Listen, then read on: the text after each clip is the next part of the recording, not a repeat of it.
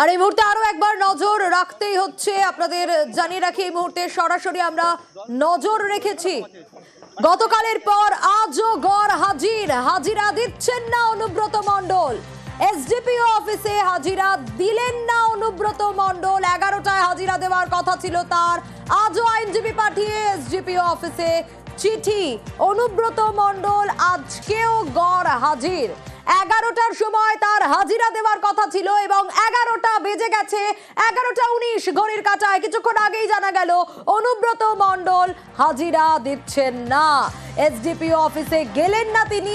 গতকালও আইনজীবী মারফত চিঠি পাঠিয়েছিলেন এবং আজকেও আইনজীবী পাঠিয়েই এসডিপিও অফিসে জানিয়ে দিলেন আজও হাজিরা দিলেন না অনুব্রত মণ্ডল। পরবর্তী পদক্ষেপ তাহলে কি হতে চলেছে, আরো ডিটেইল আপডেট নেব। ইন্দ্রজিৎ রয়েছে আমার সঙ্গে, ইন্দ্রজিতের কাছ থেকেই জানতে পারবো যে এরপর তাহলে কি হতে চলেছে। ইন্দ্রজিৎ, গতকালও হাজিরা দেননি, আজকেও হাজিরা দেওয়ার কথা ছিল, 11টায় এলেন না, পরবর্তী পদক্ষেপ তাহলে কি?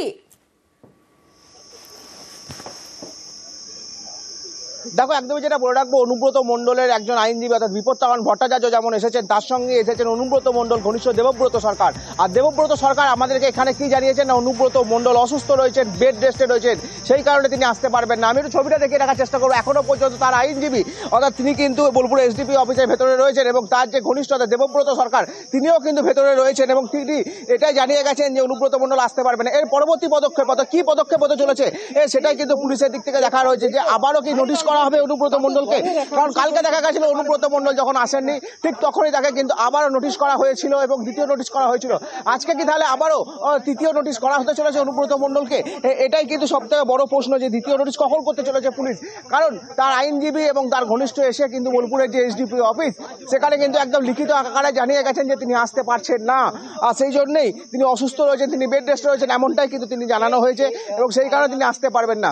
তাহলে কি এর পরবর্তী 3 নম্বর নোটিশ, 3 নম্বর নোটিশ কখন হতে চলেছে সেটা এখন দেখার বিষয়। কারণ কালকে দেখা গেছিল যে মাত্র 8 ঘন্টার মধ্যেই কিন্তু নোটিশ করে দেওয়া হয়েছিল। তাহলে এবার কিন্তু একটা বিষয় একটু জানতে চাইবো, যে হাজিরা গতকালও তিনি এড়িয়েছিলেন, হাজিরা এড়ালেও দলীয় কার্যালয়ে তাকে দেখা গিয়েছিল, তিনি দলীয় কার্যালয়ে গিয়েছিলেন, আর আজ বলা হচ্ছে তিনি এতটাই অসুস্থ, বেড রেস্টে।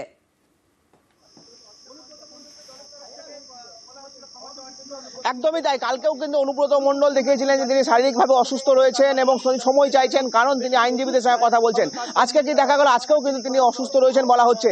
এবং কালকে কি দেখা গেছিল, কালকে কিন্তু অনুব্রত মণ্ডল ঠিক যেমন অন্যান্য দিন যেমন দলীয় কার্যালয়ে এসে থাকেন, ঠিক তেমনই কিন্তু ভাবে দলীয় কার্যালয়ে কিন্তু কালকেও তিনি এসেছিলেন, আজকেও তিনি এলেন।